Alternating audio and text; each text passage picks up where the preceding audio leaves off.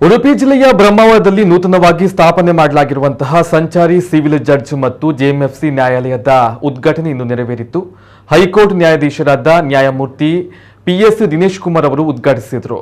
ಉಡುಪಿ ಜಿಲ್ಲಾ ಆಡಳಿತಾತ್ಮಕ ನ್ಯಾಯಮೂರ್ತಿ ಎಂಐ ಅರುಣ್, ಕಾನೂನು ಮತ್ತು ಸಂಸದೀಯ ವ್ಯವಹಾರ ಶಾಸನ ರಚನೆ ಸಚಿವ ಎಚ್.ಕೆ. ಪಾಟೀಲ್, ಜಿಲ್ಲಾ ಉಸ್ತುವಾರಿ ಸಚಿವೆ ಲಕ್ಷ್ಮೀ ಹೆಬ್ಬಾಳ್ಕರ್, ಜಿಲ್ಲಾ ಪ್ರಧಾನ ಜಿಲ್ಲಾ ಮತ್ತು ಸತ್ರ ನ್ಯಾಯಾಧೀಶ ಶಾಂತವೀರ ಶಿವಪ್ಪ, ಮಾಜಿ ಸಚಿವ ಕೋಟ ಶ್ರೀನಿವಾಸ ಪೂಜಾರಿ, ಹಿಂದುಳಿದ ವರ್ಗಗಳ ಆಯೋಗದ ಅಧ್ಯಕ್ಷ ಜಯಪ್ರಕಾಶ್ ಹೆಗ್ಡೆ ಮುಂತಾದವರು ಉಪಸ್ಥಿತರಿದ್ದರು.